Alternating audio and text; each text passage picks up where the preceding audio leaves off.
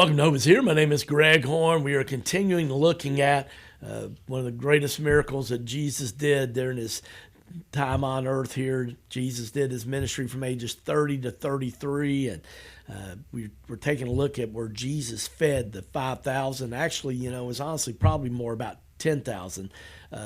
Back then, they just counted the men, the males in attendance, the grown men. They didn't count children and women, and historians think it was probably closer to 10,000 people were there when you include women and children. And Jesus was teaching that day, and they had been there, all day listening to him teach, and it was, time to eat. And Jesus was trying to figure out a way to provide. And we looked yesterday, we've been looking at 10 things we can learn from Jesus feeding the 5,000. And just to recap real quick, yesterday we talked about following Jesus sometimes involves a test. We're basing that off verses 5 and 6. Secondly, we looked at how do you respond during the test, and we're looking at verse 7 there in John chapter 1, and we talked about that miracles always start with a mess. Then the third and final thing we wrapped up yesterday's program with is we said, sometimes we are like Andrew, our own worst enemy, and how we respond to Jesus in situations, and that was based off how Andrew in verses 8 and 9 responded after he brought up this little boy that had 5 small barley loaves and 2 small fish, and at least he had some food that they could start to use. But in the very next breath, he said, but how far will that go among so many? Well, it's kind of probably a little hard on Andrew yesterday, but, truth be told, I might have been the same way if we got, close to 10,000 people and all we've got is 5 small barley loaves and 2 small fish. But it's kind of like that old song, the good old Southern gospel song, little is much when God is in it. Can I get an amen on that? All right, let's look at the other 6 things today. Number 4, the things we can learn from the miracle of Jesus feeding the 5,000 in John chapter 1, verses 1 through 15. The fourth thing we can learn is you never know who or what God will use to help provide a miracle. We looked in a couple weeks ago about when Jesus turned the water into wine, that the servants said they had no idea when Jesus asked them to go take these water basins that usually they just use for ceremonial washing and just asked them to fill them all up. They had no idea that Jesus was going to turn the water into wine. And yet they were part of Jesus' first miracle and the one that just helped people know, all right, truly this must be the Son of God if he can do something like that. But this time it wasn't these servants or these barrels that they had, these basins that they had. Is a little boy who just showed up, had a good mama, packed him a few small barley loaves and 2 small fish.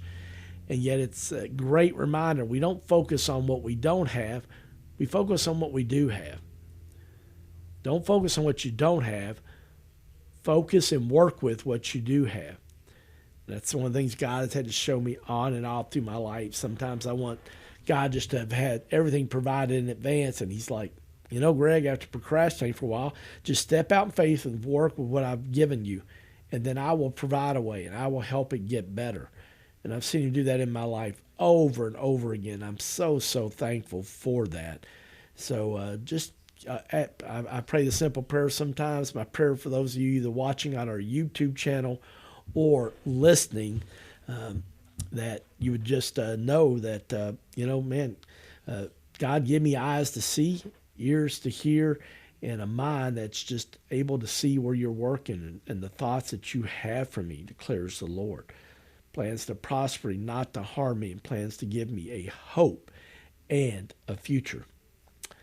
A fifth thing that we can take a look at from this wonderful, powerful miracle that Jesus did of feeding the 5,000 in John chapter 1, verses 1 through 15, is sometimes you have to sit down and let Jesus do what only he can do. Jesus asked the people there in verse 10, he asked the disciples to have all the people sit down, almost 10,000 standing up, listening to him speak and teach. I love Psalm 46, verse 10, one of my life verses. Be still and know that I am God. Be still and know that I am God. What a blessing that is, friends, to know that Jesus is with us. And sometimes we just got to be still and know that he is God. So thankful for that Jesus does teach us that. And man, but being still can be tough at times for people like me that you're just type A and you're always about trying to get your list done. And at the same time, the enemy's good about putting things in front of us to get us unfocused. And a lot of times they're good things, okay? But we're just having to put boundaries in place. And that's something God's been working on me in 2025. But I love Exodus chapter 14, verses 13 and 14. It says, Moses answered the people, "Do not be afraid. Stand firm, and you will see the deliverance that the Lord will bring you today. The Egyptians you see today, you will never see again. The Lord will fight for you. You only need to be still." Oh, man. Somebody listening today or watching on our YouTube channel, you need to hear that. The Lord will fight for you. You only need to be still. Now, don't get me wrong. There's been times in my life that I've procrastinated, and sometimes it's just time to take action and quit procrastinating. But sometimes I've been guilty of trying to force a square peg, in a round hole. I hope I've got that right, and maybe saying it backwards, okay? But you know what I mean. We're trying to force something. God's like, you know what? You don't need to try to force the solution on this. Just step back and let me do what only I can do.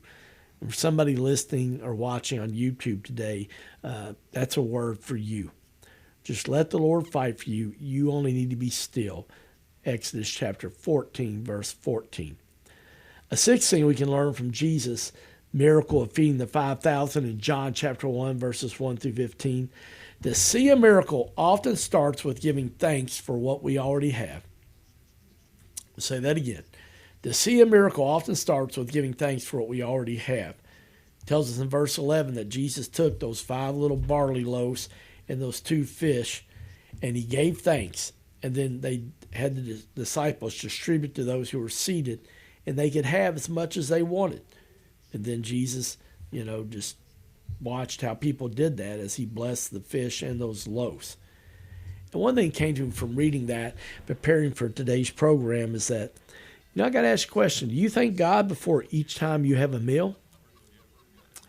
There's a lot of things that I need to grow and improve in as a follower of Jesus for over 40 years. One of the things I can say almost unequivocally, I'm talking 99% of the time, I thank God before I get ready to eat a meal. And, you don't have to be loud. You don't have to be boisterous about it if you're out in a restaurant, but just to close my eyes and bow my head for a 15-second prayer, just thanking God for being my protector and my provider, and asking him to bless this food to nourish my bodies. Man, it's a game changer, friends. It helps us reevaluate our priorities and where our focus is. I heard somebody say many years ago, what if you woke up today only with what you had thanked God for yesterday? Ouch. Let's say that again. What if you woke up today with only what you had thanked God for yesterday? So, man, friends, I want to encourage you to be thankful and grateful. And it's a game changer for your mental and emotional health, which helps your physical health. And just be thankful to Jesus for all that you have. I've shared that with you before, but I feel like I'm supposed to share it again, that one of the things I do most mornings, sometimes I'm running a little bit late or I'm tired and I forget, but I try to most mornings just try to get on my knees as soon as I roll out of bed and thank God for 5 things. Thank you for the chance to have another day of life. Thank you for the clean water I'm about ready to drink. Thank you for the hot coffee. I'm about to have a cup of coffee in a few minutes. Thanking him that I live in a country where I'm free to worship him. Maybe it's thanking for something like having eyesight. I've got a close friend that I've got to keep in contact with recently that unfortunately they were diagnosed with a disease and they have lost 90% of their eyesight. My heart just breaks for them. And to be honest, until running into them, I just kind of took having my eyesight for granted. So I want to encourage you to be thankful and grateful for the things that God has given you. A 7th thing we can learn from the feeding of the 5,000 in John chapter 1, verses 1 through 15 is, I want to ask you today, what are you wasting? What are you wasting? Jesus said in verse 12, when they had enough to eat, he said to the disciples, Gather the pieces that are left over and let nothing be wasted. Say that again. When they had all had enough to eat, Jesus said to his disciples, gather the pieces that are left over and let nothing be wasted. And you know, friends, it just doesn't have to be about food. I mean, yeah, I've been guilty of that. But it can be something like wasting time on social media. You know, it could be wasting money. I mean, let's be honest, time is money. It could be wasting our words. Proverbs chapter 17, verse 28 says, even fools are thought wise if they keep silent, and discerning if they hold their tongues. Ouch. So true. I love this quote I heard many years ago. I'm not sure who said it. I think maybe Abraham Lincoln is giving credit to it amongst many. But he said, better to be thought a fool than to speak and remove all doubt. I want to show that one more time. Better be thought of as a fool than to speak and remove all doubt. And so, friends, sometimes the best thing you do is just not say anything, okay? And man, that's hard to do sometimes because we all like to have our opinion heard, don't we? The eighth thing that we can learn from Jesus feeding the 5,000 in John chapter 1, verses 1 through 15, is God always shows up and sometimes he shows out. Let's say that again. God always shows up and sometimes he shows out. It says there in verse 13, so the disciples gathered them and filled 12 baskets with the pieces of the 5 barley oats left over by those who had eaten. And I started thinking about that, reflect on it. It said, I love the Bible is, so descriptive. God's a God of details, I think, friends. It says they gathered and they filled 12 baskets. Well, it just hit me all of a sudden. There's 12 disciples back when this story was written. So each one of them would have a remembrance of all the food that Jesus had created. Verse 9 says, as we look at 10 things we can take away from the feeding of the 5,000 story in John chapter 1, verses 1 through 15. Verse 14, we can learn from, what does Jesus have to prove that he is the Son of God? What does Jesus have to prove that he is the Son of God? Verse 14 describes it this way.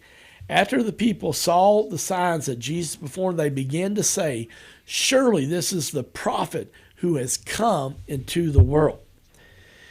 And yet, friends, there's so many times I think we put God to the test, and we put Jesus especially just saying, God, if you love me, you'll have this happen for me. And I want to remind you, friends, God is not an ATM machine where you just rub your fingers together and, put your ATM card and just say, hey, I need some cash. That's not who God is. But, friends, he loves to bless his kids. And I just want to remind you of that, and that you would stand on that and be encouraged by that. And know that he is the Son of God and that he has proven himself over and over in your life, just like he did over 2,000 years ago for the disciples. A 10th and final thing that I want to share with you today from the story of feeding the 5,000 in John chapter 1, verses 1 through 15, is what are you trying to force Jesus to do? What are you trying to force Jesus to do? It says there in verse 15, after people saw the signs that they began to form, they said, surely this is the prophet who has come into the world. And then they said in verse 16, Jesus, knowing they had intended to come and make him king by force, withdrew again by a mountain to himself. So, friends, that's not what God's purpose was through Jesus. It was to come and set up a spiritual kingdom throughout the world. So be careful about putting Jesus into a box that he wasn't intended to be. Unfortunately, out of time. Thanks for joining. We'll see you tomorrow. My name's Greg Horn, and this is Hope is Here.